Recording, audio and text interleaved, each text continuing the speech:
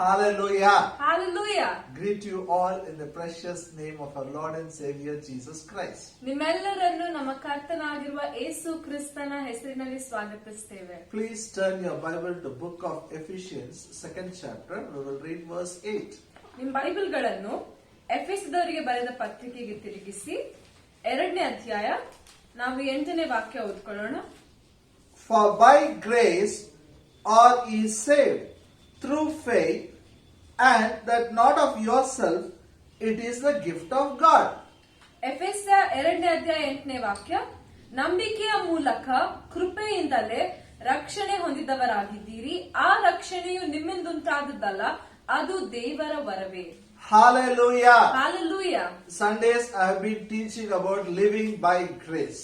ರವಿವಾರ ದಿನಗಳಲ್ಲಿ ಕೃಪೆಯಿಂದ ಜೀವಿಸುವುದರ ಬಗ್ಗೆ ನಾನು ಕಲಿಸ್ತಾ ಇದ್ದೀನಿ. Here Apostle Paul is teaching how we are saved. ಇಲ್ಲಿ ಅಪೊಸ್ತಲನಾದ ಪೌಲನು ಕಲಿಸಿಕೊಡ್ತಾ ಇದ್ದಾನೆ ನಾವು ಹೇಗೆ ರಕ್ಷಣೆಯನ್ನು ಹೊಂದಿಕೊಂಡಿದ್ದೀವಿ. By grace we are saved through faith. ನಂಬಿಕೆಯ ಮೂಲಕ ಕೃಪೆಯಿಂದಲೇ ನಾವು ರಕ್ಷಿಸಲ್ಪಟ್ಟಿದ್ದೇವೆ. Grace provided salvation, by faith we have taken it.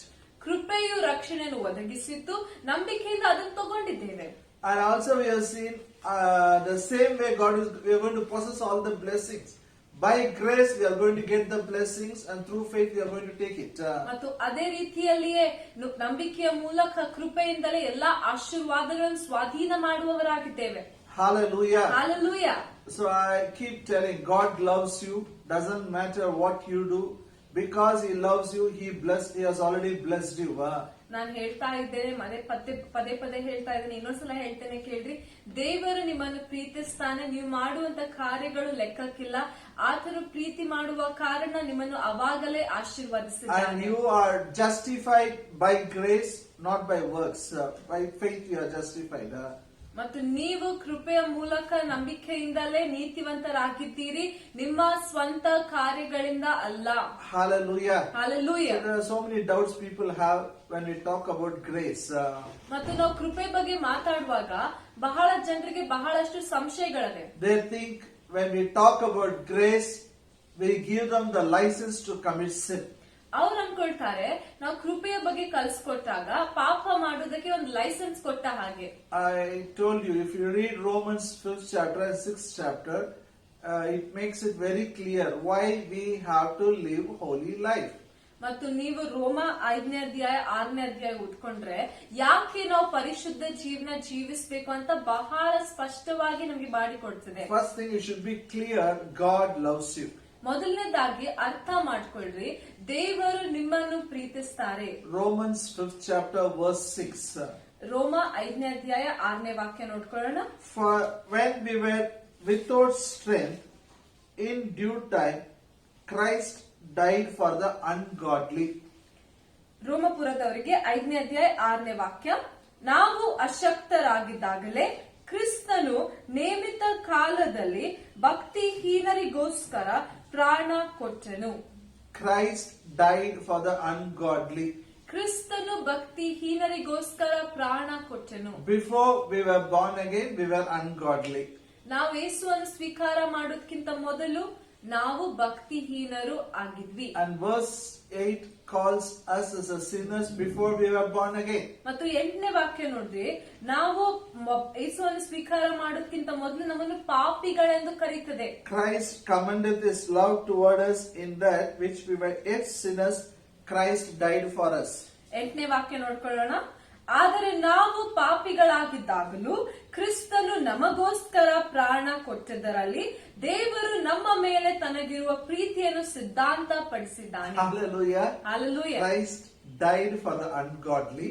ಕ್ರಿಸ್ತನು ಭಕ್ತಿಹೀನರಿಗಾಗಿ ಪ್ರಾಣ ಕೊಟ್ಟನು. Christ died for sinners, that is for us, and through that God showed His love towards us. ಮತ್ತು ಎರಡನೇದಾಗಿ ಕ್ರಿಸ್ತನು ಪಾಪಿಗಳಾದ ನಮಗಾಗಿ ಸತ್ತನು ಮತ್ತು ಅದರ ಮೂಲಕ ದೇವರು ತನ್ನ ಪ್ರೀತಿಯನ್ನು ತೋರ್ಪಡಿಸಿದ. And verse 10, very important. 10ನೇ ವಾಕ್ಯ ಬಹಳ ಮುಖ್ಯ ನೋಡ್ರಿ. For if when we were enemies we were reconciled to God by the death of His Son, how much more being reconciled we shall be saved by His life. ದೇವರಿಗೆ ವೈರಿಗಳಾಗಿದ್ದ ನಾವು ಆತನ ಮಗನ ಮರಣದ ಮೂಲಕ ಆತನೊಂದಿಗೆ ಸಮಾಧಾನವಾಗಿರಲಾಗಿ ಆತನ ಕೂಡ ಸಮಾಧಾನವಾದ ನಮಗೆ ಆ ಮಗನಿಗಿರುವ ಜೀವದಿಂದ ರಕ್ಷಣೆಯಾಗುವುದು ಮತ್ತು ನಿಶ್ಚಯವಲ್ಲವೇ. Hallelujah. Hallelujah. Here Bible calls us we were enemies. ಇಲ್ಲಿ ನೋಡ್ರಿ ಬೈಬಲ್ ಏನ್ ಕರೀತಾ ಇದೆ, ನಾವು ದೇವರ ವೈರಿಗಳಾಗಿದ್ವಿ. These three words describes a person before salvation. ಈ ಮೂರು ಪದಗಳು ಭಕ್ತಿಹೀನರು, ಪಾಪಿಗಳು, ವೈರಿಗಳು ಯಾವ ವ್ಯಕ್ತಿ ರಕ್ಷಣೆಗಿಂತ ಮೊದಲು ಇದ್ರೋ ಅದನ್ನು ಅಲ್ಲಿ ತೋರ್ಪಡಿಸ್ತದೆ, ವಿವರಿಸ್ತದೆ. Say after me, ungodly, sinners, enemies. ನನ್ನಿಂದ ಹೇಳ್ರಿ, ಮೂರು ಪದಗಳನ್ನು ಹೇಳಿ ನನ್ನಿಂದ. ಭಕ್ತಿಹೀನರು, ಪಾಪಿಗಳು ಮತ್ತು ದೇವರ ವೈರಿಗಳು. When we were ungodly, when we were sinners, when we were enemies, God loved us. He died for us. ನಾವು ಭಕ್ತಿಹೀನರಾಗಿದ್ದಾಗ, ಪಾಪಿಗಳಾಗಿದ್ದಾಗ, ದೇವರ ವೈರಿಗಳಾಗಿದ್ದಾಗಲೇ ದೇವರು ನಮ್ಮನ್ನು ಪ್ರೀತಿಸಿದನು, ನಮಗಾಗಿ ಯೇಸು ಸ್ವಾಮಿ ಪ್ರಾಣ ಕೊಟ್ಟನು. How much more He will do now after we are born again? ನಾವು ಇವಾಗ ಯೇಸುವನ್ನು ಸ್ವೀಕಾರ ಮಾಡಿಕೊಂಡ ಮೇಲೆ ಆತನು ಎಷ್ಟೋ ಹೆಚ್ಚಾಗಿ ಮಾಡುವುದಿಲ್ಲ. In fact, I almost taught you so many scriptures from this chapter. ಈ ಒಂದು ಅಧ್ಯಾಯದಿಂದ ನಾನು ಅನೇಕ ವಾಕ್ಯಗಳನ್ನು ಕಲಿಸ್ಕೊಟ್ಟಿದ್ದೇನೆ. And verse 20 says, wherever the sin increases, grace will increase. ಮತ್ತು 20ನೇ ವಾಕ್ಯ ಹೇಳ್ತಿದೆ, ಅಪರಾಧಗಳು ಹೆಚ್ಚಾಗಿ ಕಂಡು ಬರುವ ಹಾಗೆ ಅಲ್ಲಿ ಕೃಪೆಯು ಎಷ್ಟೋ ಹೆಚ್ಚಾಗಿ ಪ್ರಬಲವಾಯಿತು. Hallelujah. Wherever sin abounded, sin increases, grace increases. ಪಾಪವು ಹೆಚ್ಚಿದಲ್ಲೆಲ್ಲ ಅಲ್ಲಿ ಕೃಪೆಯು ಎಷ್ಟೋ ಹೆಚ್ಚಾಗಿ ಪ್ರಬಲವಾಯಿತು. Hallelujah. Hallelujah. So there comes one question, one standard question. ಅಲ್ಲಿ ಒಂದು ಪ್ರಶ್ನೆ ಬರ್ತದೆ, ಎಲ್ಲರಿಗೆ ಗೊತ್ತಾಗುವಂತ ಒಂದು ಸ್ಟ್ಯಾಂಡರ್ಡ್ ಪ್ರಶ್ನೆ. If wherever the sin is increasing, grace increase means, why can't I commit sin? ಎಲ್ಲೆಲ್ಲಿ ಕೃಪೆ ಜಾಸ್ತಿ, ಎಲ್ಲೆಲ್ಲಿ ಪಾಪ ಜಾಸ್ತಿ ಆಗ್ತದೆ, ಕೃಪೆ ಜಾಸ್ತಿ ಆಗ್ತಾ ಇದೆ ಅಂದ್ರೆ ನಾನು ಯಾಕೆ ಪಾಪ ಮಾಡಬಾರ್ದು? I can commit a sin. ನಾನು ಪಾಪ ಮಾಡ್ಬೋದಲ್ಲ. When I commit a sin, my relationship with God doesn't change. God still loves me. ನಾನ್ ಪಾಪ ಮಾಡಿದಾಗ ನನ್ನ ಮತ್ತು ದೇವರ ಸಂಬಂಧಕ್ಕೆ ಏನು ಪ್ರಭಾವ ಬೀರುವುದಿಲ್ಲ, ಏನ್ ವ್ಯತ್ಯಾಸ ಆಗುದಿಲ್ಲ. ದೇವರು ಇನ್ನೂ ನನ್ನ ಪ್ರೀತಿಸ್ತಾನೆ. When I was ungodly, God loved me. Christ died for me. ನಾನು ಭಕ್ತಿಹೀನನಾಗಿದ್ದಾಗಲೇ, ದೇವರಿಂದ ದೂರವಾಗಿದ್ದಾಗಲೇ ಆತ ನನ್ನ ಪ್ರೀತಿಸಿದ, ಯೇಸುಸ್ವಾಮಿ ನನಗಾಗಿ ಪ್ರಾಣ ಕೊಟ್ಟ. When I was a sinner and enemy, God still loved me and Christ died for me. ನಾನು ವೈರಿ ಆಗಿದ್ದಾಗಲೂ, ಪಾಪಿ ಆಗಲು ಆತ ನನ್ನ ಪ್ರೀತಿಸಿ ಕ್ರಿಸ್ತ ನನಗಾಗಿ ಸತ್ತನು. Now I am a child of God. ಇವಾಗ ನಾನು ದೇವರ ಮಗನಾಗಿದ್ದೇನೆ. Even if I commit sin, God will still love me. ನಾನು ಇವಾಗ ಪಾಪ ಮಾಡಿದ್ರು ಆತ ನನ್ನ ಪ್ರೀತಿಸ್ತಾನೆ. Why should I live a holy life? ನಾನು ಯಾಕೆ ಪರಿಶುದ್ಧ ಜೀವನ ಜೀವಿಸಲಿ? This is on standard question. It is there. It comes in the minds of the people. ನಾನು ನಿಮ್ಗೆ ಹೇಳಿದ್ದೆ, ಇದು ಒಂದು ಸ್ಟ್ಯಾಂಡರ್ಡ್ ಪ್ರಶ್ನೆ ಆಗಿದೆ, ಪ್ರತಿಯೊಬ್ಬರ ಮನಸ್ಸುಗಳಲ್ಲಿ ಬರ್ತದೆ. So we find out what is the question which comes in your mind and we clarify it through our teaching. ಮತ್ತು ನಿಮ್ಮ ಮನಸ್ಸಿನಲ್ಲಿ ಯಾವ ಪ್ರಶ್ನೆಗಳು ಬರ್ತವೆ ಅಂತ ನಾವು ಗುರುತಿಸಿ ಅದನ್ನು ಈ ವಾಕ್ಯ ಬೋಧನೆಯಿಂದ ಅರ್ಥ ಮಾಡಿಸ್ತೇವೆ. And this type of question came in the minds of the people right from the Paul's time. ಮತ್ತು ಈ ಪ್ರಶ್ನೆಯು ಜನರ ಮನಸ್ಸಿನಲ್ಲಿ ಪೌಲನ ಸಮಯದಿಂದಲೇ ಬರ್ತಾ ಇತ್ತು. It's not today. ಇವತ್ತಿನಿಂದ ಅಲ್ಲ. Now turn your Bible to again, come with me to Romans 6th chapter. ಇನ್ನೊಂದ್ಸಲ ನಿಮ್ಮ ಬೈಬಲ್ ಗಳನ್ನು ತಿರುಗಿಸ್ರಿ. ರೋಮ 6ನೇ ಅಧ್ಯಾಯ verse 1 and 2. ಮೊದಲನೇ ವಾಕ್ಯ ಮತ್ತು ಎರಡನೇ ವಾಕ್ಯ. What shall we say then? Shall we continue in sin that grace may abound? God forbid. How shall we that are dead to sin live any longer therein? ಹಾಗಾದರೆ ಏನು ಹೇಳೋಣ? ದೇವರ ಕೃಪೆಯು ಹೆಚ್ಚಲಿ ಎಂದು ನಾವು ಪಾಪದಲ್ಲಿ ಇನ್ನೂ ಇರಬೇಕು, ಎಂದಿಗೂ ಇರಬಾರದು. ಪಾಪದ ಪಾಲಿಗೆ ಸತ್ತವರಾದ ನಾವು ಇನ್ನು ಅದರಲ್ಲೇ ಬದುಕುವುದು ಹೇಗೆ? Grace teaching is not licensed to commit sin. ಕೃಪೆಯ ಬೋಧನೆಯು ಪಾಪ ಮಾಡುವುದಕ್ಕಾಗಿ ಲೈಸೆನ್ಸ್ ಅಲ್ಲ. We don't tell people because God loves you, because of the grace of God you are saved, you are justified, go do whatever you want. ನಾವು ಜನರಿಗೆ ಹೇಳುವುದಿಲ್ಲ ಏನಂದ್ರೆ, ದೇವ್ರು ನಮ್ಮನ್ನು ಪ್ರೀತಿಸ್ತಾನೆ, ದೇವ್ರು ನನ್ನ ರಕ್ಷಿಸಿದ್ದಾನೆ, ಅದಕ್ಕಾಗಿ ನೀವೇನ್ ಮಾಡ್ಬೇಕು ಅದನ್ನೇ ಮಾಡಿ ಮುಂದುವರಿಸ್ರಿ ಅಂತ ಹೇಳಲ್ಲ. And Paul is making it very clear. ಮತ್ತು ಪೌಲನು ಬಹಳ ಸ್ಪಷ್ಟವಾಗಿ ಮಾಡ್ತಾ What ಇದ್ದಾನೆ. shall we say? Because grace abounds, shall we keep on committing sin? ಪೌಲನು ಏನ್ ಕೇಳ್ತಾ ಇದ್ದಾನೆ? ಹಾಗಾದರೆ ಏನು ಹೇಳೋಣ? ದೇವರ ಕೃಪೆಯು ಹೆಚ್ಚಲಿ ಎಂದು ನಾವು ಪಾಪ ಮಾಡ್ತಾ ಇರ್ಬೇಕೆ? Hallelujah. God forbid. ಎಂದಿಗೂ ಇರಬಾರದು, Let it ಎಂದಿಗೂ not be. ಆಗಬಾರದು. Let it not be. ಅದು ಹಾಗಾಗದಿರಲಿ, Let it never be. ಹಾಗಾಗದಿರಲಿ. As a God's child, we will live a holy life. ದೇವರ ಮಕ್ಕಳಾದ ನಾವು ಪರಿಶುದ್ಧ ಜೀವನ ಜೀವಿಸೋಣ. I told you the 3 reasons why we should live a holy life. ನಾನು ಕಳ್ಸಿಕೊಟ್ಟಿದ್ದೇನೆ 3 ಕಾರಣಗಳು ಯಾಕೆ ನಾವು ಪರಿಶುದ್ಧ ಜೀವನ ಜೀವಿಸಬೇಕು ಅಂತ. Number 1, we are dead to sin. ಮೊದಲನೇದಾಗಿ ನಾವು ಪಾಪದ ಪಾಲಿಗೆ ಸತ್ತವರಾಗಿದ್ದೇವೆ. Second, when we commit sin, we become a slave for the Satan. We give room for him. ಮತ್ತು ಎರಡನೇದಾಗಿ ನಾವು ಪಾಪ ಮಾಡಿದಾಗ ಸೈತಾನನಿಗೆ ದಾಸರಾಗ್ತೇವೆ, ನಾವು ಆತನಿಗೆ ಸ್ಥಳ ಕೊಡ್ತೇವೆ. Third, we have a race. Life is a race. We have to run the race. These are all extra baggage. We can't carry it and run. ಮತ್ತು ಮೂರನೇದಾಗಿ ಈ ಜೀವನ ಎನ್ನುವುದು ಒಂದು ಓಟ ಆಗಿದೆ. ನಾವು ಈ ಎಲ್ಲ ಪಾಪವನ್ನು ಶೋಧನೆಗಳನ್ನು ಹೊತ್ಕೊಂಡ್ರೆ ಅದು ಒಂದು ಎಕ್ಸ್ಟ್ರಾ ಬ್ಯಾಗೇಜ್ ತರ, ಒಂದು ವಜ್ಜಿ ಇಟ್ಕೊಂಡು ಹೋಗುವಂತ ಹಾಗೆ. You know, whenever I preach like this, people come and confront me. They say, "You are teaching, but tell directly. Don't commit sin. Why you are not telling?" ಮತ್ತು ಬಹಳಷ್ಟು ಜನರು ನಾವು ಈ ರೀತಿಯಾಗಿ ಕಲಿಸುವಾಗ ಅವ್ರು ಹೇಳ್ತಾರೆ, ನೀವು ಕಲಿಸ್ತಾ ಇದ್ದೀರಾ ಅದೆಲ್ಲ ಸರಿ, ಆದ್ರೆ ನೀವು ನೇರವಾಗಿ ಡೈರೆಕ್ಟ್ ಆಗಿ ಹೇಳ್ಬೋದಲ್ಲ ಪಾಪ ಮಾಡ್ಬೇಡ್ರಿ ಅಂತ. Are you afraid of talking about sin directly? ಪಾಪದ ಬಗ್ಗೆ ಡೈರೆಕ್ಟ್ ಆಗಿ ಮಾತಾಡೋದಕ್ಕೆ ನೀವು ಅನ್ಸ್ತಾ ಇದ್ದೀರಾ? Tell them, you should not commit adultery. You should not look. You should not drink. You should not smoke. Tell with your mouth. ಅವ್ರು ಬಂದ್ ಹೇಳ್ತಾರೆ, ಡೈರೆಕ್ಟ್ ಆಗಿ ಹೇಳ್ರಿ, ನೀವು ವ್ಯಭಿಚಾರ ಮಾಡಬಾರ್ದು, ನೋಡ್ಬಾರ್ದು, ಸಿಗರೆಟ್ ಸೇದಬಾರ್ದು, ಕುಡಿಬಾರ್ದು, ಡೈರೆಕ್ಟ್ ಆಗಿ ಹೇಳ್ರಿ. You know, that is a legalistic approach. ನೋಡ್ರಿ, ಆ ರೀತಿಯಲ್ಲಿ ಕಾರ್ಯ ಮಾಡುವಂತದ್ದು ಕಾರ್ಯಗಳ ಮೇಲೆ ನಮ್ಮ ಗಮನ ಇಡುವಂತದ್ದಾಗಿದೆ. I will explain the difference between this legalism and grace teaching. ನಾನು ನಿಮಗೆ ಕಾರ್ಯಗಳ ಮೇಲೆ ನಡೆಯುವಂತದಕ್ಕೆ ಮತ್ತು ಕೃಪೆಯಲ್ಲಿ ನಡೆಯುವಂತದಕ್ಕೆ ಏನು ವ್ಯತ್ಯಾಸ ಅಂತ ಕಲಿಸಿಕೊಡ್ತೇನೆ. I'll make it very clear. ನಾನು ನಿಮ್ಗೆ ಬಹಳ ಸ್ಪಷ್ಟವಾಗಿ ಕಲಿಸ್ಕೊಡ್ತೇನೆ. In second verse, Romans 6:2, ರೋಮ 6ನೇ ಅಧ್ಯಾಯ 2ನೇ it ವಾಕ್ಯದಲ್ಲಿ says, God forbid. ಆತನು ಹೇಳ್ತಾನೆ, ಎಂದಿಗೂ ಇರಬಾರದು. Then he says, how shall we that are dead to sin live any longer therein? ಮುಂದೆ ಹೇಳ್ತಾನೆ, ಪಾಪದ ಪಾಲಿಗೆ ಸತ್ತವರಾದ ನಾವು ಇನ್ನು ಅದರಲ್ಲೇ ಬದುಕುವುದು ಹೇಗೆ? Tell after me, how shall we that are dead to sin live any longer therein? ನನ್ನಿಂದ ಹೇಳ್ರಿ, ಪಾಪದ ಪಾಲಿಗೆ ಸತ್ತವರಾದ ನಾವು ಇನ್ನು ಅದರಲ್ಲೇ ಬದುಕುವುದು ಹೇಗೆ? Meaning is, ಇದರ ಅರ್ಥ ಏನಂದ್ರೆ, we all are dead to sin. ನಾವೆಲ್ಲರೂ ಪಾಪದ ಪಾಲಿಗೆ ಸತ್ತವರಾಗಿದ್ದೇವೆ. Means ಅದರ ಅರ್ಥ our sin nature is dead. ನಮ್ಮ ಪಾಪದ ಸ್ವಭಾವವು ಸತ್ತೋಗಿದೆ. There is a difference between sin nature and sinful deeds. ನೋಡ್ರಿ, ಪಾಪದ ಸ್ವಭಾವಕ್ಕೂ ಪಾಪದ ಕಾರ್ಯಗಳಿಗೂ ವ್ಯತ್ಯಾಸ ಇದೆ. Our nature itself is gone. Sin nature is gone now. We are dead. It is totally dead. ನಮ್ಮಲ್ಲಿರುವಂತ ಪಾಪದ ಸ್ವಭಾವ ಹೋಗ್ಬಿಟ್ಟಿದೆ, ಅದು ಸತ್ ಹೋಗಿದೆ, ಪಾಪದ ಸ್ವಭಾವ ಇಲ್ಲವೇ ಇಲ್ಲ. Hallelujah. Those who say don't smoke, don't drink, don't do this, it is like they are cutting the branches of the tree. ನೋಡ್ರಿ, ಯಾರ್ಯಾರು ಕುಡಿಬೇಡ್ರಿ, ಸಿಗರೆಟ್ ಸೇದ್ಬೇಡ್ರಿ, ಅದು ಮಾಡ್ಬೇಡ್ರಿ, ಇದು ಮಾಡ್ಬೇಡ್ರಿ ಅಂತ ಹೇಳ್ತಾರಲ್ಲ, ನಿಯಮಗಳನ್ನ ಹೇಳ್ತಾರಲ್ಲ, ಅವ್ರೇನ್ ಮಾಡ್ತಾ ಇದ್ದಾರೆ, ಒಂದು ಮರಕ್ಕೆ ಇರುವಂತ ಕೊಂಬೆಗಳನ್ನು ಮಾತ್ರ ಕಡಿತಾ ಇದ್ದಾರೆ. Even I have done it. ನಾನ್ ಕೂಡ ಮಾಡಿದ್ದೇನೆ. We can control people that preaching. ಅಂತಹ ಬೋಧನೆ ಕೊಟ್ಟು ನಾವು ಜನರನ್ನು ನಿಯಂತ್ರಿಸಬಹುದು, ಕಂಟ್ರೋಲ್ ಮಾಡಬಹುದು. Because I am saying don't look here, don't dress this, don't do this.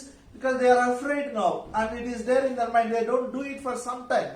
ನಾನು ಹೇಳ್ತೇನೆ, ಮಾಡ್ಬೇಡ್ರಿ, ಆ ರೀತಿಯಲ್ಲಿ ಪಠ್ಯ ಹಾಕೊಡ್ಬೇಡ್ರಿ, ಆ ಕಡೆ ನೋಡ್ಬೇಡ್ರಿ, ಈ ಕಡೆ ನೋಡ್ಬೇಡ್ರಿ ಅಂತ ಹೇಳಿದಾಗ ಅವ್ರು ಭಯಪಟ್ಟು ಸ್ವಲ್ಪ ಸಮಯ ಅವ್ರು ಮಾಡದೇ ಇರಬಹುದು. But if the root is there, sure, 100% sure, again branch will come out. It will grow. Tree will grow. ಆದ್ರೆ ಒಂದು ಮರವನ್ನು ಕಡ್ದಾಗ ಆ ಮರದ ಬೇರು ಇನ್ನೂ ಉಳಿದಿದ್ರೆ ಖಂಡಿತವಾಗಿ ಮರ ಮತ್ತೆ ಬೆಳೀತದೆ. What is the grace teaching? ಕೃಪೆಯ ಬೋಧನೆ ಏನು? What Jesus did on the cross for sin. ಕೃಪೆಯ ಬೋಧನೆಯಲ್ಲಿ ಏಸು ಕ್ರಿಸ್ತನು ಶಿಲುಬೆಯ ಮೇಲೆ ನಮ್ಮ ಪಾಪದ ಕಾರಣ ಏನು ಮಾಡಿದ್ದಾನೆ ಅಂತ ಕಲಿಸಿಕೊಡುವಂತದ್ದು. Our redemption is not stopping smoking and drinking. ನಮ್ಮ ವಿಮೋಚನೆಯಲ್ಲಿ ನಾವು ಸಿಗರೇಟ್ ಸೇದುವಂತದ್ದು ಅಥವಾ ಕುಡಿಯುವಂತದನ್ನು ನಿಲ್ಲಿಸುವಂತದಲ್ಲ. Our redemption is totally different. That sin nature is removed from us. ನಮ್ಮ ವಿಮೋಚನೆ ಸಂಪೂರ್ಣವಾಗಿ ವ್ಯತ್ಯಾಸವುಳ್ಳದಾಗಿದೆ, ಬೇರೆ ಆಗಿದೆ. ಆ ಪಾಪದ ಸ್ವಭಾವವು ಸಂಪೂರ್ಣವಾಗಿ ತೆಗೆದು ಹಾಕಲ್ಪಟ್ಟಿದೆ. That is the difference between grace teaching and legalism. ಅದೇ ಕಾರ್ಯಗಳಲ್ಲಿ ಇರುವಂತದ್ದು ಮತ್ತು ಕೃಪೆಗೂ ಇರುವಂತ ವ್ಯತ್ಯಾಸವಾಗಿದೆ. When Paul says, "How shall we are dead to sin," means sin nature. We are dead to sin nature. ಪೌಲನ್ ಕೇಳ್ತಾರೆ, ನಾವು ಹೇಗೆ ಮಾಡಬಹುದು ಅಂತ, ಬದುಕುವುದು ಹೇಗೆ ಅಂತ ಪ್ರಶ್ನೆ ಕೇಳಿದಾಗ ಅದರ ಅರ್ಥ ಏನಂದ್ರೆ ನಾವು ಪಾಪದ ಪಾಲಿಗೆ ಸತ್ತವರು. Where it is written, our sin nature is gone. ನೀವ್ ಕೇಳ್ತೀರಿ, ಎಲ್ಲಿ ಬರೆಯಲ್ಪಟ್ಟಿದೆ ಪಾಪದ ಸ್ವಭಾವ ತೆಗೆದು ಹಾಕಲ್ಪಟ್ಟಿದೆ ಅಂತ? 2 Corinthians 5:21. ನಾವು ನೋಡ್ಕೊಳ್ಳೋಣ. 2 ಕೊರಿಂಥ 5ನೇ ಅಧ್ಯಾಯ 21ನೇ ವಾಕ್ಯ. ಕೊರಿಂಥದವರಿಗೆ ಬರೆದ 2ನೇ ಪತ್ರಿಕೆ 5ನೇ ಅಧ್ಯಾಯ 21ನೇ ವಾಕ್ಯ. For he has made him to be sin for us, who knew no sin, that we might be made the righteousness of God in him. ನಾವು ಆತನಲ್ಲಿ ದೇವರಿಗೆ ಸಮರ್ಪಕರಾದ ನೀತಿ ಸ್ವರೂಪಿಗಳಾಗುವಂತೆ ದೇವರು ಪಾಪ ಜ್ಞಾನವಿಲ್ಲದ ಆತನನ್ನು ನಮಗೋಸ್ಕರ ಪಾಪ ಸ್ವರೂಪಿಯಾಗ ಮಾಡಿದನು. Hallelujah. Hallelujah. God made him to be a sin for us. ದೇವರು ಯೇಸುವನ್ನು ನಮಗಾಗಿ ಪಾಪ ಸ್ವರೂಪಿಯಾಗಿ ಮಾಡಿದನು. He knew no sin. ಯೇಸು ಸ್ವಾಮಿ ಪಾಪವನ್ನು ಅರಿತವನಾಗಿರಲಿಲ್ಲ. When we accept Jesus, something wonderful happens in our spirit. ನಾವು ಯೇಸು ಸ್ವಾಮಿಯನ್ನು ಸ್ವೀಕಾರ ಮಾಡಿಕೊಂಡಾಗ ನಮ್ಮ ಆತ್ಮದಲ್ಲಿ ಒಂದು ಅದ್ಭುತ ಕಾರ್ಯ ನಡೀತದೆ. I told you last week, every man who is born with the sin nature. ನಾನು ನಿಮ್ಗೆ ಹೋದ್ವಾರ ಕಲ್ಸ್ಕೊಟ್ಟೆ, ಪ್ರತಿಯೊಬ್ಬ ಮನುಷ್ಯನು ಹುಟ್ಟಿದಾಗ ಪಾಪದ ಸ್ವಭಾವದಿಂದಲೇ ಹುಟ್ಟುತ್ತಾರೆ. When we accept Jesus Christ as our Savior, ನಾವು ಯೇಸು ಕ್ರಿಸ್ತನನ್ನು ನಮ್ಮ ರಕ್ಷಕನಾಗಿ ಸ್ವೀಕಾರ ಮಾಡಿಕೊಂಡಾಗ wonderful thing happens. ಒಂದು ಅದ್ಭುತ ಕಾರ್ಯ ನಡೀತದೆ. Hallelujah. Hallelujah. Our sin nature is removed. ನಮ್ಮ ಪಾಪದ ಸ್ವಭಾವ ತೆಗೆದು ಹಾಕಲ್ಪಟ್ಟಿದೆ. He became a sin. ಆತನು ಪಾಪವಾದನು. Why he became a sin? ಯಾಕೆ ಪಾಪವಾದನು? Not by committing sin. ಪಾಪ ಮಾಡಿ ಆತನು ಪಾಪವಾಗಿಲ್ಲ. It is an act of God. ಅದು ದೇವರ ಕಾರ್ಯವಾಗಿತ್ತು. When he went to cross, he carried our sins. ಆತನು ಶಿಲುಬೆಗೆ ಹೋದಾಗ ನಮ್ಮ ಪಾಪಗಳನ್ನು ಹೊತ್ತುಕೊಂಡ. And why? ಯಾಕೆ? So that we all should become righteousness of God. ಯಾಕೆಂದರೆ ನಾವೆಲ್ಲರೂ ದೇವರ ನೀತಿವಂತಿಕೆ ಆಗುವಂತೆ. Hallelujah. Hallelujah. Sin nature in me has gone and God's nature has come inside. ನನ್ನೊಳಗಿದ್ದ ಪಾಪದ ಸ್ವಭಾವವು ತೆಗೆದು ಹಾಕಲ್ಪಟ್ಟಿದೆ, ದೇವರ ಸ್ವಭಾವವು ನನ್ನೊಳಗೆ ಬಂದ್ಬಿಟ್ಟಿದೆ. So what is grace preaching? ಕೃಪೆಯ ಬೋಧನೆ ಅಂದ್ರೆ ಏನು? Grace preaching is sin nature is uprooted from inside. ಕೃಪೆಯ ಬೋಧನೆ ಅಂದ್ರೆ ಪಾಪದ ಸ್ವಭಾವವು ನಮ್ಮ ಒಳಗಿಂದ ಬೇರು ಸಹಿತ ಕಿತ್ತಲ್ಪಟ್ಟಿದೆ. Okay, one more scripture. ಇನ್ನೊಂದು ವಾಕ್ಯ ನೋಡ್ಕೊಳ್ಳೋಣ. 1 Peter 2:24. ಮೊದಲನೇ ಪೇತ್ರ 2ನೇ ಅಧ್ಯಾಯ 24ನೇ ವಾಕ್ಯ. Who his own self bare our sins in his own body on the tree, that we being dead to sin should live unto righteousness, by whose stripes you were healed. ಮೊದಲನೇ ಪೇತ್ರ 2ನೇ ಅಧ್ಯಾಯ 24ನೇ ವಾಕ್ಯ ನೋಡ್ಕೊಳ್ಳೋಣ. ನಾವು ಪಾಪದ ಪಾಲಿಗೆ ಸತ್ತು ನೀತಿವಂತರಾಗಿ ಜೀವಿಸುವಂತೆ ಆತನು ನಮ್ಮ ಪಾಪಗಳನ್ನು ತಾನೇ ತನ್ನ ದೇಹದಲ್ಲಿ ಹೊತ್ತುಕೊಂಡು ಮರಣದ ಕಂಬವನ್ನು ಏರಿದನು. ಆತನ ಬಾಸುಂಡೆಗಳಿಂದ ನಿಮಗೆ ಗುಣವಾಯಿತು. Hallelujah. Hallelujah. This is grace preaching. ಇದು ಕೃಪೆಯ ಬೋಧನೆ ಆಗಿದೆ. We don't tell people stop this, don't do this, don't do that. There are so many philosophers talk about that. ಬಹಳಷ್ಟು ಜನರು, ಬಹಳಷ್ಟು ಬೋಧಕರು ಏನ್ ಮಾಡ್ತಾರೆ, ಮಾಡ್ಬೇಡ್ರಿ, ಇದನ್ನ ಮಾಡ್ಬೇಡ್ರಿ, ಅದನ್ನ ನಿಲ್ಲಿಸ್ರಿ ಅಂತ ಎಷ್ಟೊಂದು ನಿಯಮಗಳನ್ನು ಹೇಳ್ತಾರೆ. So many religions tell that don't do that, don't do that. ಎಷ್ಟೊಂದು ಧರ್ಮಗಳು ಕೂಡ ಹೇಳ್ತಾರೆ ಅದನ್ನ ಮಾಡಬಾರ್ದು, ಇದನ್ನ ಮಾಡ್ಬೇಕು ಅಂತ. But the Bible says, ಆದ್ರೆ ಬೈಬಲ್ ಏನ್ ಹೇಳ್ತದೆ? Jesus his own self bore our sins in his own body. ಯೇಸು ಕ್ರಿಸ್ತನು ತಾನೇ ತನ್ನ ದೇಹದಲ್ಲಿ ನಮ್ಮ ಪಾಪಗಳನ್ನು ಹೊತ್ತುಕೊಂಡನು. Hallelujah. Hallelujah. When he died on the cross, he himself bore all our sins in his own body. ಆತನು ಶಿಲುಬೆಯ ಮೇಲೆ ಸತ್ತಿದಾಗ, ಪ್ರಾಣ ಕೊಟ್ಟಿದಾಗ ತಾನೇ ನಮ್ಮ ಪಾಪಗಳನ್ನು ತನ್ನ ದೇಹದಲ್ಲಿ ಹೊತ್ತುಕೊಂಡನು. Then it says, then we being dead to sin should live unto righteousness. ಮುಂದೆ ಹೇಳ್ತಿದೆ, ನಾವು ಪಾಪದ ಪಾಲಿಗೆ ಸತ್ತವರಾಗಿರುವಾಗ ನಾವು ನೀತಿವಂತಿಕೆಗಾಗಿ ಜೀವಿಸಬೇಕು. Means we are dead to sin nature. ನಾವು ಪಾಪದ ಪಾಲಿಗೆ, ಪಾಪದ ಸ್ವಭಾವಕ್ಕೆ ಸತ್ತವರಾಗಿದ್ದೇವೆ. Hallelujah. There is no power to commit sin inside now. ನಮ್ಮೊಳಗೆ ಇವಾಗ ಪಾಪ ಮಾಡುವುದಕ್ಕೆ ಯಾವುದೇ ಬಲ ಇಲ್ಲವೇ We ಇಲ್ಲ. have a power to live a holy life.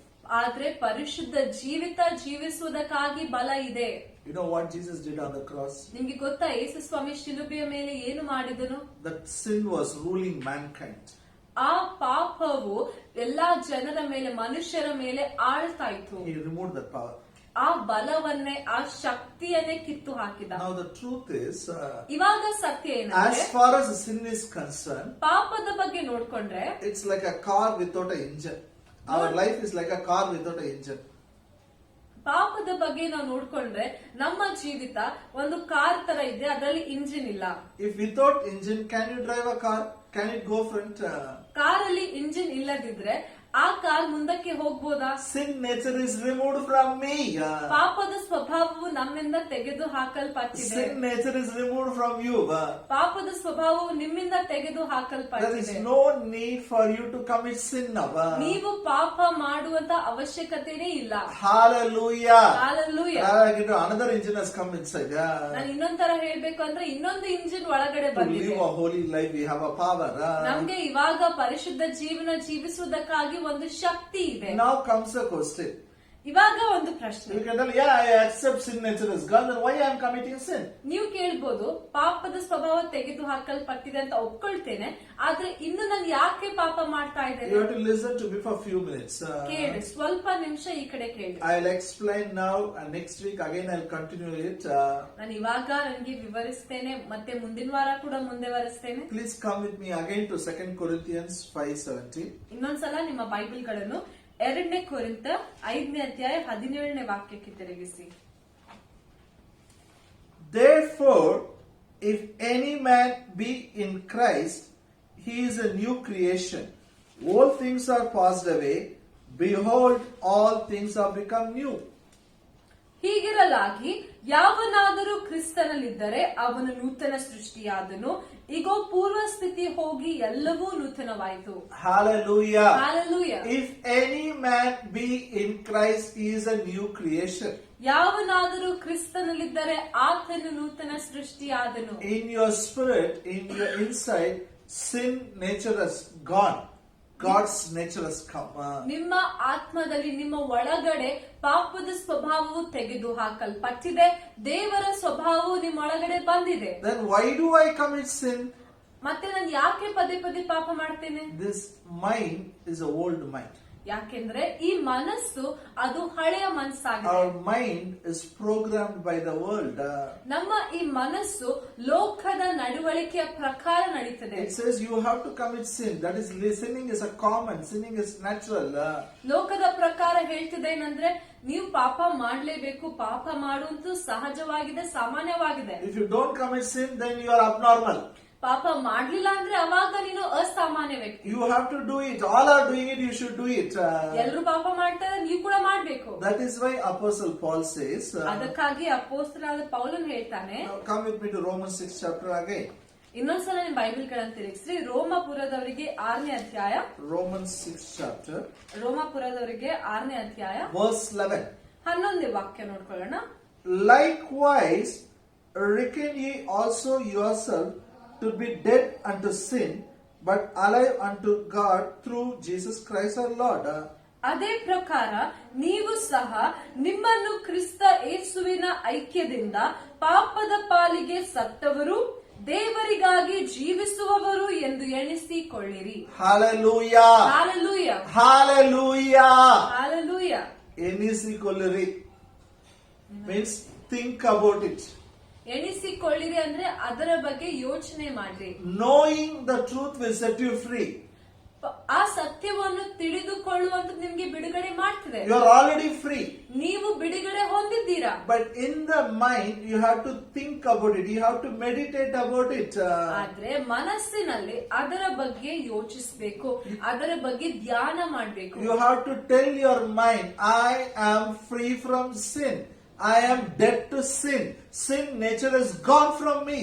ನಿಮ್ಮ ಮನಸ್ಸಿಗೆ ನೀವು ತಾನೇ ಹೇಳ್ಬೇಕು ಏನಂದ್ರೆ, ಪಾಪದ ಸ್ವಭಾವ ನನ್ನಿಂದ ತೆಗೆದು ಹಾಕಲ್ಪಟ್ಟಿದೆ, ನಾನು ಪಾಪದಿಂದ ಬಿಡುಗಡೆ ಆಗಿದ್ದೇನೆ, ಪಾಪಕ್ಕೂ ನನಗೂ ಯಾವುದೇ ಸಂಬಂಧ ಇಲ್ಲ.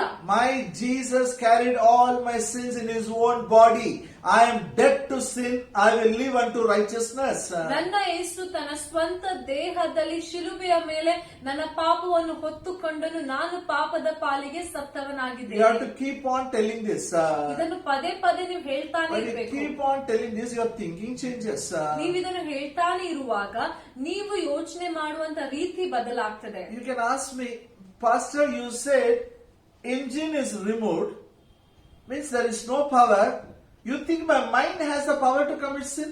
ನೀವು ಹೇಳ್ಬೋದು, ಪಾಸ್ಟರ್ ನೀವು ಹೇಳಿದ್ರಲ್ಲ ಏನಂದ್ರೆ ಇಂಜಿನ್ ತೆಗೆದು ಹಾಕಲ್ಪಟ್ಟಿದೆ, ಪಾಪ ಮಾಡುವುದಕ್ಕಾಗಿ ಶಕ್ತಿ ಇಲ್ಲ ನನ್ನಲ್ಲಿ, ಆದ್ರೂ ಕೂಡ ಪಾಪ ಯಾಕೆ? Why mind is having so much power? ಯಾಕೆ ಮನಸ್ಸಿನಲ್ಲಿ ಅಷ್ಟು ಶಕ್ತಿ ಇದೆ ಪಾಪ ಮಾಡುವಂತೆ? See, I told you there are certain hunger, desires God kept in our body for good purpose. ನಾನ್ ನಿಮ್ಗೆ ಹೇಳಿದ್ದೇನೆ, ನಮ್ಮ ದೇಹದಲ್ಲಿ ದೇವರು ಕೆಲವು ಆಶೆಗಳಂದ್ರೆ ಉದಾಹರಣೆಗೆ ಹಸಿವೆಯ ಬಗ್ಗೆ ಇರ್ಬೋದು, ನೀರಡಿಕೆಯ ಬಗ್ಗೆ ಇರ್ಬೋದು, ಒಳ್ಳೆಯ ಕಾರಣಗಳಿಗಾಗಿ ದೇವರು ಅದು ನಮ್ಮ ಜೀವನದಲ್ಲಿ ಇಟ್ಟಿದ್ದಾರೆ. For good purpose he has kept. ಒಳ್ಳೆಯ ಕಾರಣಗಳಿಗಾಗಿ, ಒಳ್ಳೆಯ ಉದ್ದೇಶಗಳಿಗಾಗಿ ಇಟ್ಟಿದ್ದಾರೆ. If you are hungry, you can cook and eat. ನಿಮ್ಗೆ ಹಸುವೆ ಆದ್ರೆ ನೀವು ಅಡಿಗೆ ಮಾಡಿ ತಿನ್ಬೋದು. You can buy and eat. ಅಥವಾ ಹೊರಗಡೆ ಹೋಗಿ ಕೊಂಡುಕೊಂಡು ಖರೀದಿ ಮಾಡ್ಕೊಂಡು ತಿನ್ಬೋದು. But devil is a liar. ಆದ್ರೆ ಸೈತಾನನು ಸುಳ್ಳುಗಾರನು. He says everybody is robbing and eat, you also rob and eat. ಸೈತಾನ ಹೇಳ್ತಾನೆ, ಎಲ್ರು ಕದ್ಕೊಂಡು ತಿಂತಾ ಇದ್ದ, ನೀನು ಕದ್ಕೊಂಡು ತಿನ್ನು. You are a new creation. ನೀವು ನೂತನ In ಸೃಷ್ಟಿಗಳಾಗಿದ್ದೀರಿ. spirit, sin nature is not there. ನಿಮ್ಮ ಆತ್ಮದಲ್ಲಿ ಪಾಪದ ಸ್ವಭಾವ ಇಲ್ಲವೇ But ಇಲ್ಲ. in your thinking, if you think like the world, it can have impact on you. ಆದ್ರೆ ನಿಮ್ಮ ಯೋಚನೆಗಳಲ್ಲಿ, ನಿಮ್ಮ ಮನಸ್ಸಿನಲ್ಲಿ ಲೋಕದ ಪ್ರಕಾರ ಯೋಚಿಸಿದ್ರೆ ಅದು ಕೂಡ ನಿಮ್ಮ ಯೋಚನೆಗಳೇ ನಿಮ್ಮನ್ನು ಪ್ರಭಾವಿಸಬಹುದು. It can really have an impact. ನಿಮ್ಮ ಯೋಚನೆಗಳು ನಿಮ್ಮನ್ನು ಪ್ರಭಾವಿಸಬಹುದು, ಪ್ರೋತ್ಸಾಹಿಸಬಹುದು. You know, when I was a young, even my kids were small, I used to take them for exhibitions, trade fair and all those things. ಮಕ್ಕಳು ಚಿಕ್ಕವರಾಗಿದ್ದಾಗ ನಾನು ಜಾತ್ರೆಗೆಲ್ಲ ಕರ್ಕೊಂಡು ಹೋಗ್ತಾ ಇದ್ದೆ. We used to play, you know, that rings and roller coasters, so many things we used to go and play. ನಾವು ಅಲ್ಲಿ ಬಹಳಷ್ಟು ಆಟ ಸಾಮಾನುಗಳು ಇರ್ತಾ ಇದ್ವು, ಅಲ್ಲೆಲ್ಲ ಹೋಗಿ ಆಡ್ತಾ ಇದ್ವಿ. ಆ ದೊಡ್ಡ ಚಕ್ರ ಎಲ್ಲ ಇರ್ತಾ ಇತ್ತಲ್ಲ, ಅದ್ರಲ್ಲಿ ಆಡ್ತಾ ಇದ್ವಿ. And I want to make sure our children should not have fear. Compulsory I will take. ಮತ್ತು ನನ್ನ ಮಕ್ಕಳಿಗೆ ಅಲ್ಲಿ ಭಯ ಇರ್ಲೇಬಾರ್ದು ಅಂತ ಅವ್ರಿಗೆ ಖಂಡಿತವಾಗಿ ಕಡ್ಡಾಯವಾಗಿ ಕರ್ಕೊಂಡು ಹೋಗ್ತಾ ಇದ್ದೆ.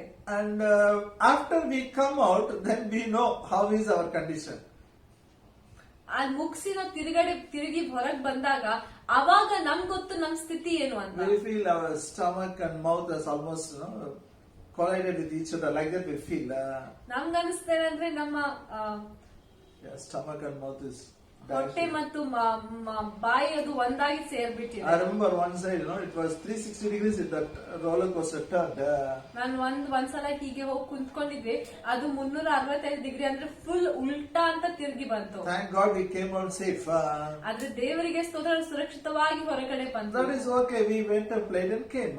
ಅಲ್ಲಿ ಹೋಗಿ ನಾವು ಆಡಿ ಬಂದಿದ್ದೇವೆ, ಪರವಾಗಿಲ್ಲ. I was seeing, you know, in television. Now they have some places. There is no need to go to roller coaster. You go and sit there. They create so much sound effects and video effects. People feel like as if they are in a roller coaster.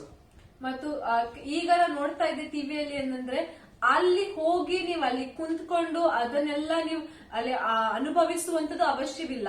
ಈಗ ನೀವು ಒಂದು room ನಲ್ಲಿ ಹೋಗಿ ಒಂದು ಕುರ್ಚಿ ಮೇಲೆ ಕುಂತ್ಕೊಂಡ್ರು ಅಲ್ಲೇ ಇಷ್ಟೊಂದು ಎಫೆಕ್ಟ್ ಗಳನ್ನ ಹಾಕ್ತಾರೆ, ಇಷ್ಟೊಂದು ಶಬ್ದಗಳನ್ನ ಮಾಡ್ತಾರೆ. ಅಲ್ಲೇ ನಿಮ್ಗೆ ಅನಿಸ್ತೇನಂದ್ರೆ ನೀವು ಅಲ್ಲಿ ಹೋಗಿ ಕುಂತ್ಕೊಂಡು ಎಲ್ಲ ಅನುಭವಿಸಿದ ಹಾಗೆ. You don't move 1 inch. ನೀವು ಅಲ್ಲಿ ಕುಂತಿರ್ತೀರ ಅಷ್ಟೇ, 1 ಇಂಚು ತಿರ್ಗಲ್ಲ, You are sitting there itself. ಅಲ್ಲೇ ಕುಂತಿದ್ದೀರಾ. But they create so much sound, noise and lighting. You felt as if you went in a roller coaster. ಆದ್ರೆ ನಿಮ್ಗೆ ಇಷ್ಟು ಲೈಟಿಂಗ್ ಮಾಡಿಸ್ತಾರೆ, ಆವಾಜ್ ಮಾಡಿಸ್ತಾರೆ ಏನಂದ್ರೆ ನೀವ್ ತಾನೇ ಅಲ್ಲಿ ಹೋಗಿ ಅದ್ರಲ್ಲಿ ಕುಂತು ಅಷ್ಟೊಂದು ಅನುಭವಿಸಿ ಬಂದಿದ್ದ ಹಾಗೆ ಅನಿಸ್ತದೆ. And people who come out, they said we really got scared. We felt as if really we were in roller coaster. ಮತ್ತು ಹೊರಗಡೆ ಬಂದಿರುವಂತ ಜನರಿಗೆ ಅನ್ಸುತ್ತೆ ನಮ್ಗೆ ಭಯ ಆಯ್ತು, ನಮ್ ನಿಜನೂ ನಾವು ಅಲ್ಲಿ ಹೋಗಿ ಕುಂತಿ ಅದನ್ನ ಅನುಭವಿಸಿದ ಹಾಗೆ ಅನ್ಸಿತ್ತು. You know, even when we took my family, we went to this Hyderabad Film City. There are so many things we experienced as if we were really into it. ಮತ್ತು ನನ್ನ ಕುಟುಂಬವನ್ನ ಎಲ್ಲ ಕರ್ಕೊಂಡು ಹೋಗಿ ನಾವು ಹೈದರಾಬಾದ್ ಹೋಗಿದ್ವಿ, ಫಿಲ್ಮ್ ಸಿಟಿ. ಮತ್ತು ಅಲ್ಲಿ ಎಷ್ಟೊಂದು ವಿಷಯಗಳಿದ್ವು, ನಾವು ಅಲ್ಲಿ ಕುಂತಾಗ ನಮಗ ಅನಿಸ್ತದೆ ನಾವೇ ಅನುಭವಿಸ್ತಾ ಇದ್ದೇವೆ. One place they made us to sit as if we felt we are inside the forest. So much effects are there. ಒಂದ್ ಸ್ಥಳ ಹೋಗಿದ್ವಿ, ಅಲ್ಲಿ ಕುಂತ್ಕೊಂಡಾಗ ನಮ್ಗ ಅನ್ಸಿತ್ತು ನಾವು ಒಂದು ಕಾಡಿನಲ್ಲಿದ್ದೇವೆ, ಅಷ್ಟೊಂದು ಎಫೆಕ್ಟ್ ಗಳನ್ನ ಹಾಕ್ತಾ ಇದ್ರು. One toy train was there. ಅದರಲ್ಲಿ ಒಂದು ಚಿಕ್ಕ ಟ್ರೈನ್ ಇರ್ತಾ ಇತ್ತು, ಒಂದು ಬೋಗಿ ಟ್ರೈನ್ ಇರ್ತಾ ಇತ್ತು. We know, actually Hyderabad we know it very well. We know which is a campus also. We sat in the toy train. ನಮ್ಗೆ ಹೈದರಾಬಾದ್ ಸರಿಯಾಗಿ ಗೊತ್ತು, ನಮ್ಗೆ ಕ್ಯಾಂಪಸ್ ಕೂಡ ಗೊತ್ತು, ಅಲ್ಲಿ ಇರುವಂತ ಸ್ಥಳ ಗೊತ್ತು. ಅದಕ್ಕೆ ನಾವು ಅಲ್ಲಿ ಚಿಕ್ಕ ಒಂದು ಗಾಡಿ ಇರ್ತಾ ಇತ್ತು, ಟ್ರೈನಿನ ಗಾಡಿ. ಆ ಗಾಡಿಯಲ್ಲಿ ಕುಂತ್ವಿ. The toy train went inside some caves, some dark rooms. ಆ ಒಂದು ಯಾವ್ದು ಆ ಒಂದು ಟ್ರೈನ್ ಇತ್ತಲ್ಲ, ಅದು ಕೆಲವು ಗುಹೆಗಳ ಮಧ್ಯದಲ್ಲಿ ಹೋಗ್ತಾ ಇತ್ತು. It is not natural caves. ಆ ಗುಹೆಗಳು ಅದು ಸಾಮಾನ್ಯವಾಗಿರುವಂತದ್ದಲ್ಲ. It is artificially they made and kept. ಅವು ತಾವಾಗಿ ಅವರು ಮಾಡಿ ಸೃಷ್ಟಿ ಮಾಡಿರುವಂತ ಗುಹೆಗಳು. But when we went inside, people started screaming and shouting. ಆದ್ರೆ ಆ ಟ್ರೈನ್ ಅಲ್ಲಿ ನಾವು ಕುಂತ್ಕೊಂಡಿದ್ವಲ್ಲ, ಅದ್ರಲ್ಲಿ ಹೋಗುವಾಗ ಒಳಗಡೆ ಹೋದಾಗ ಕತ್ತಲಾದಾಗ ಎಲ್ಲರೂ ಕಿರ್ಚ್ತಾ ಇದ್ರು. And not only they screamed and shouted, so many sound effects they give as if we went into a jungle. ಆದ್ರೆ ಅಷ್ಟೇ ಮಾತ್ರ ಅಲ್ಲದೆ ಎಷ್ಟೊಂದು ಆವಾಜ್ಗಳನ್ನು ಕೊಡ್ತಾ ಇದಾರೆ, ಎಫೆಕ್ಟ್ ಕೊಡ್ತಾ ಇದಾರೆ, ನಾವು ಜಂಗಲ್ ಅಲ್ಲಿ ಹೋಗಿರುವ ಹಾಗೆ. And I am seeing lion and snake is there, left side and right side. ನಾನು ನೋಡ್ತಾ ಇದ್ದೇನೆ ಎಡಗಡೆ ಬಲಗಡೆ ಒಂದು ಸಿಂಹ ಇದೆ, ಒಂದು ಹಾವು ಇದೆ. It looks like a lion and snake, same effect. ಅಲ್ಲಿ ನೋಡಿದಾಗ ಹೇಗೆ ಕಾಣ್ತದೆ, ನಿಜವಾಗಿಯೂ ಒಂದು ಸಿಂಹ ಮತ್ತು ಹಾವು ಬಂದಿದ್ದ ಹಾಗೆ. For fraction of second we really got scared. ಒಂದು ನಿಮಿಷಕ್ಕೆ ನೋಡಿದಾಗ ನಾವು ಭಯ ಪಟ್ವಿ. We know we didn't go inside the forest. ನಮ್ಗೆ ಗೊತ್ತು ನಾವು ಒಂದು ಕಾಡಿನೊಳಗೆ ಹೋಗ್ಲಿಲ್ಲ ಅಂತ. But our mind reacts for this sound and darkness, that was scary situation. ಆದ್ರೆ ನಮ್ಮ ಮನಸ್ಸು ಆ ಕತ್ತಲೆಗೆ, ಆ ಬರುವಂತ ಎಲ್ಲ ಆವಾಜ್ಗಳಿಗೆ, ಅಲ್ಲಿ ಕಾಣಿಸುವಂತ ವಿಷಯಗಳಿಗೆ ಅದು ಪ್ರತಿಕ್ರಿಯೆ ಮಾಡ್ತದೆ. Do you know why? ಯಾಕೆ ಗೊತ್ತಾ? Listen to me carefully. ಈ ಕಡೆ ಕೇಳ್ರಿ. If I tell this, then Romans 12:2 will be very meaningful for you. ನಾನ್ ನಿಮ್ಗೆ ಇದನ್ನು ಕಲ್ಸ್ಕೊಟ್ಟಾಗ ರೋಮ 12ನೇ ಅಧ್ಯಾಯ 2ನೇ ವಾಕ್ಯ ಬಹಳ ಅರ್ಥಗರ್ಭಿತವಾಗ್ತದೆ. I will explain why. ನಾನ್ ನಿಮ್ಗೆ ಅರ್ಥ ಮಾಡಿಸ್ತೇನೆ. But before that, we'll read that Romans 12th chapter verse 2. ಆದ್ರೆ ಅದಕ್ಕಿಂತ ಮೊದಲು ರೋಮ 12ನೇ ಅಧ್ಯಾಯ 2ನೇ ವಾಕ್ಯ ಓದ್ಕೊಳ್ಳೋಣ. Why we should think about our sin nature is gone. Why we should think, meditate on the word of God about holiness. ನಾವ್ ಯಾಕೆ ಯೋಚನೆ ಮಾಡ್ಬೇಕು, ನಮ್ಮ ಪಾಪದ ಸ್ವಭಾವ ತೆಗೆದು ಹಾಕಲ್ಪಟ್ಟಿದೆ, ಯಾಕೆ ನಾವು ಧ್ಯಾನ ಮಾಡ್ಬೇಕು ಪರಿಶುದ್ಧತೆಯ ಮೇಲೆ. Romans 12th chapter verse 1 and 2. ರೋಮಪುರದವರಿಗೆ 12ನೇ ಅಧ್ಯಾಯ 2ನೇ ವಾಕ್ಯ 1 ಮತ್ತು 2ನೇ ವಾಕ್ಯ ಓದ್ಕೊಳ್ಳೋಣ. I beseech you therefore, brethren, by the mercies of God, that you present your bodies a living sacrifice, holy, acceptable unto God, which is your reasonable service. And be not conformed to this world, but be ye transformed by the renewing of your mind, that you may prove what is the good, acceptable, and perfect will of God. ಆದುದರಿಂದ ಸಹೋದರರೇ, ದೇವರ ಕನಿಕರವನ್ನು ನಿಮ್ಮ ನೆನಪಿಗೆ ತಂದು ನಿಮ್ಮನ್ನು ಬೇಡಿಕೊಳ್ಳುವುದೇನೆಂದರೆ, ನೀವು ನಿಮ್ಮ ನಿಮ್ಮ ದೇಹಗಳನ್ನು ದೇವರಿಗೆ ಮೀಸಲಾಗಿಯೂ ಮೆಚ್ಚುಗೆಯಾಗಿಯೂ ಇರುವ ಸಜೀವ ಯಜ್ಞವಾಗಿ ಅರ್ಪಿಸಿರಿ. ಇದೇ ನಿಮ್ಮ ವಿವೇಕಪೂರ್ವಕವಾದ ಆರಾಧನೆಯು. ಇಹಲೋಕದ ನಡವಳಿಕೆಯನ್ನು ಅನುಸರಿಸದೆ ನೂತನ ಮನಸ್ಸನ್ನು ಹೊಂದಿಕೊಂಡು ಹೊಂದಿಕೊಂಡು ಪರಲೋಕ ಭಾವದವರಾಗಿರಿ. ಹೀಗಾದರೆ ದೇವರ ಚಿತ್ತಕ್ಕನುಸಾರವಾದದ್ದು ಅಂದರೆ ಉತ್ತಮವಾದದ್ದು, ಮೆಚ್ಚುಗೆಯಾದದ್ದು, ದೋಷವಿಲ್ಲದ್ದು ಯಾವುದೆಂದು ವಿವೇಚಿಸಿ ತಿಳಿದುಕೊಳ್ಳಿ. Hallelujah. Hallelujah.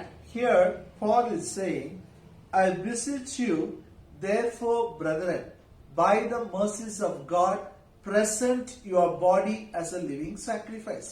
ಇಲ್ಲಿ ಪೌಲನ್ ಹೇಳ್ತಾ ಇದ್ದಾನೆ, ಆದದರಿಂದ ಸಹೋದರರೇ, ದೇವರ ಕನಿಕರವ ನೆನಪಿಗೆ ತಂದು ನಿಮ್ಮನ್ನು ಬೇಡಿಕೊಳ್ತೇನೆ, ನಿಮ್ಮ ದೇಹಗಳನ್ನು ಸಜೀವ ಯಜ್ಞವಾಗಿ ಅರ್ಪಿಸಿರಿ. So our body has to be given as a living sacrifice. ನಮ್ಮ ದೇಹಗಳು ಸಜೀವ ಯಜ್ಞವಾಗಿ ಅರ್ಪಿಸಲ್ಪಡಬೇಕು. It is holy and acceptable unto God. ಅದು ದೇವರಿಗೆ ಅಲ್ಲಿ ಮೀಸಲಾಗಿಯೂ ಮೆಚ್ಚುಗೆಯಾಗಿಯೂ ಇದೆ. When I teach Romans 12 chapter, I explain in detail. ಮತ್ತು ರೋಮ 12ನೇ ಅಧ್ಯಾಯ ನಾನು ಕಲಿಸುವಾಗ ಬರುವಂತ ವಾರಗಳಲ್ಲಿ ಬಹಳ ಆಳವಾಗಿ ಕಲಿಸ್ತೇನೆ ಅಂತ. But how can I give my body as a living sacrifice? ಆದ್ರೆ ಹೇಗೆ ನಾನು ನನ್ನ ದೇಹವನ್ನು ಸಜೀವ ಯಜ್ಞವಾಗಿ ಅರ್ಪಿಸಬೇಕು? And holy to God. ದೇವರಿಗೆ ಮೀಸಲಾಗಿಯೂ ಮೆಚ್ಚುಗೆಯಾಗಿಯೂ ಹೇಗೆ ಅರ್ಪಿಸಬೇಕು? Verse 2 it says, be not conformed to this world, but be ye transformed by the renewing of your mind. ಎರಡನೇ ವಾಕ್ಯದಲ್ಲಿ ಹೇಳ್ತಾನೆ, ಇಹ ಲೋಕದ ನಡವಳಿಕೆಯನ್ನು ಅನುಸರಿಸದೆ ನೂತನ ಮನಸ್ಸನ್ನು ಹೊಂದಿಕೊಂಡು ಪರಲೋಕ ಭಾವದವರಾಗಿರಿ. So the grace preaching is, you are dead to sin nature. ಕೃಪೆಯ ಬೋಧನೆಯಲ್ಲಿ ಏನಿದೆ ಅಂದ್ರೆ, ನೀವು ಪಾಪದ ಸ್ವಭಾವದ ಪಾಲಿಗೆ ಸತ್ತವರಾಗಿದ್ದೀರಿ. You have a God's nature in you. ನಿಮ್ಮೊಳಗೆ ದೇವರ ಸ್ವಭಾವವಿದೆ. In spirit you are a new creation. ಆತ್ಮದಲ್ಲಿ ನೀವು ನೂತನ ಸೃಷ್ಟಿಗಳಾಗಿರಿ. You are righteousness of God. ನೀವು ದೇವರ ನೀತಿವಂತಿಕೆಯಾಗಿದ್ದೀರಿ. Your mind has to accept this truth. ನಿಮ್ಮ ಮನಸ್ಸು ಈ ಸತ್ಯವನ್ನು ಒಪ್ಪಿಕೊಳ್ಳಬೇಕು, ಸ್ವೀಕಾರ ಮಾಡಿಕೊಳ್ಬೇಕು. When you are listening, you accepted it. ನೀವು ಕೇಳುವಾಗಲೇ ಆ ಸತ್ಯವನ್ನು ಒಪ್ಕೊಂಡಿರಿ. That's not enough. ಅಷ್ಟೇ ಸಾಲದು. You have to keep on meditating it.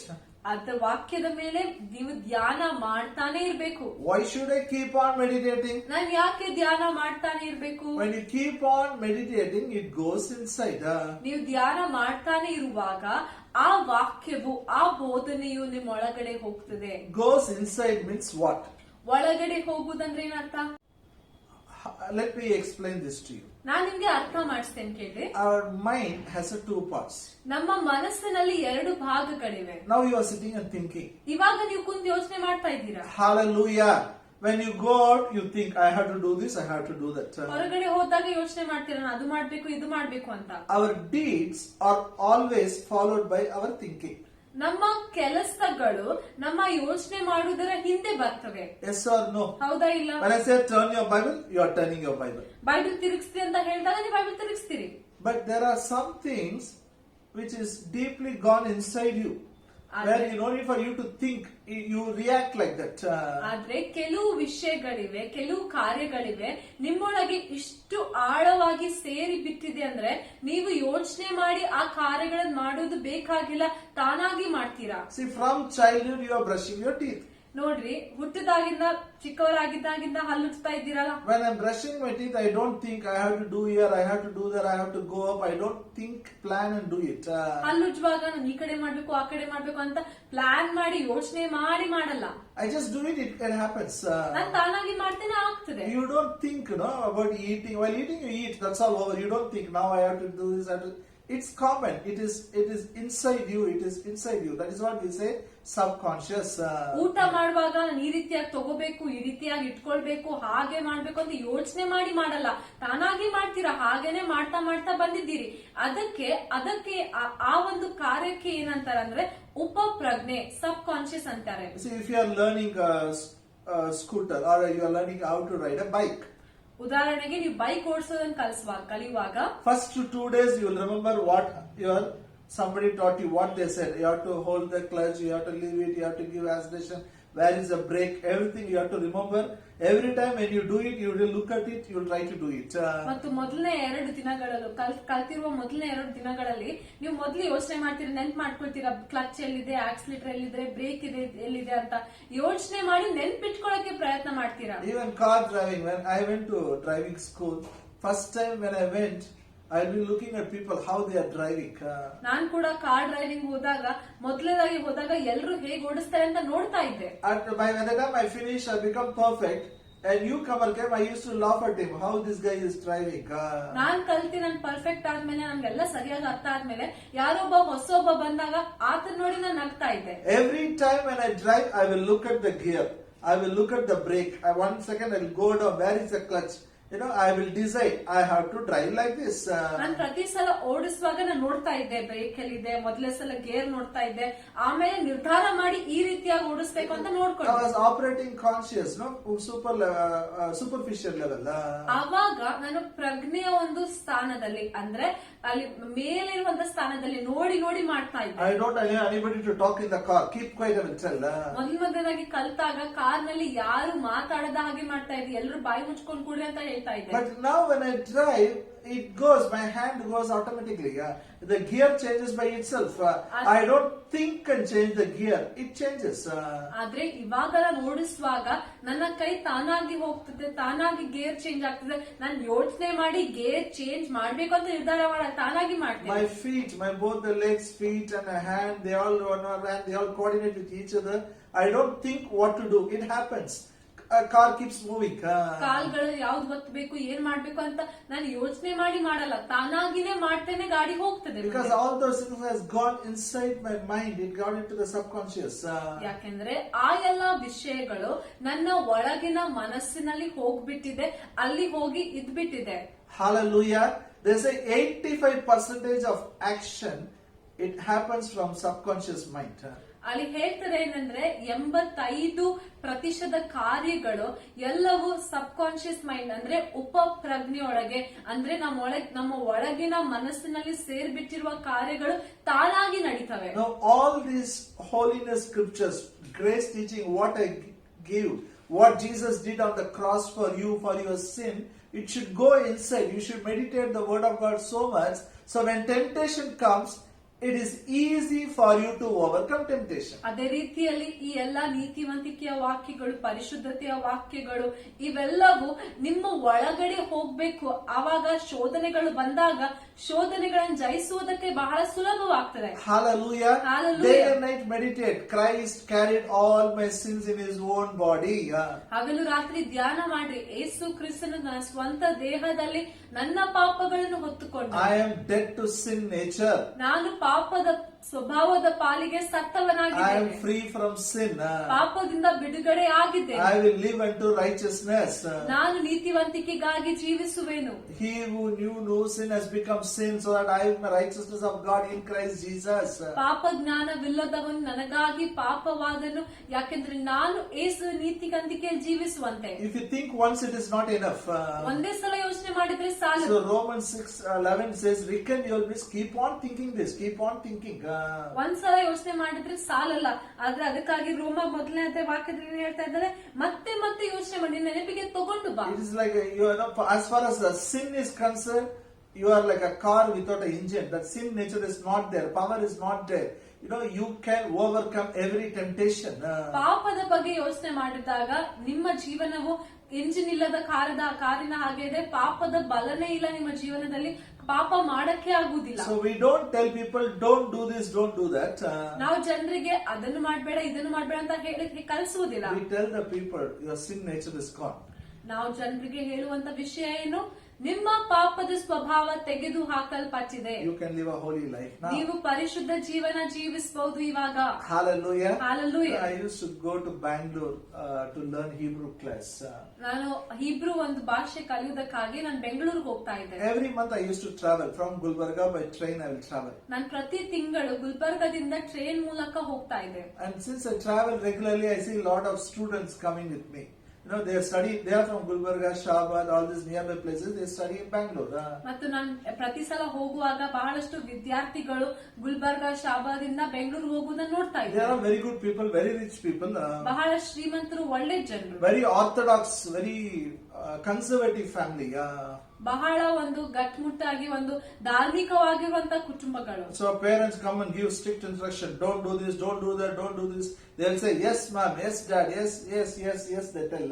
ತಂದೆ ತಾಯಿಂದರು ಬಿಡುವಾಗ ಹೇಳ್ತಾ ಇದ್ರು, ಅದನ್ನ ಮಾಡ್ಬೇಡ, ಇದನ್ನ ಮಾಡ್ಬೇಡ, ಜಾಗರೂಕತೆಯಿಂದ ಇರು ಅಂತ ಹೇಳಿದಾಗ ಹಾ ಅಂತ ಒಪ್ಕೊಳ್ತಾ And ಇದ್ರು. they were controlled by parents in their house. ಮನೆಯಲ್ಲಿರುವಾಗ ತಂದೆ ತಾಯಿಂದಿರಿಂದ ಹತೋಟಿಯಲ್ಲಿದ್ರು. The moment train leaves the station, you should see the true color. ಆದ್ರೆ ಯಾವಾಗ ಟ್ರೈನ್ ಸ್ಟೇಷನ್ ಅನ್ನು ಬಿಟ್ಟು ಹೋಗ್ತದೋ ಅವಾಗ ನಿಜವಾದ ಬಣ್ಣ ಕಾಣ್ತದೆ. You will be surprised. Are they same children or different? ಅಲ್ಲಿ ಆಶ್ಚರ್ಯವಾಗ್ತದೆ, ಇವರು ಅದೇ ಮಕ್ಕಳ ಬೇರೆ ಮಕ್ಕಳ. Hallelujah. Don't do this, do that. It's like cutting the branch. ಅದನ್ ಮಾಡ್ಬೇಡ, ಇದನ್ ಮಾಡ್ಬೇಡ ಅಂತ ಹೇಳುವಾಗ ಕೊಂಬೆಗಳನ್ನು ಕಡಿಯುವಂತ ರೀತಿಯಲ್ಲಿದೆ. But sin nature is there. ಆದ್ರೆ ಪಾಪದ ಸ್ವಭಾವ ಇನ್ನೂ It will ಇರ್ತದೆ. show its true color when the time comes. ಅಲ್ಲಿ ಕಾಲ ಬಂದಾಗ ಪಾಪದ ಸ್ವಭಾವವು ತನ್ನ ಬಣ್ಣವನ್ನು ತೋರಿಸ್ತದೆ. The grace teaching says, ಆದ್ರೆ ಕೃಪೆಯ ಬೋಧನೆ ಏನ್ ಕಲಿಸ್ಕೊಡ್ತದೆ? Jesus carried your sins on his own body on the cross.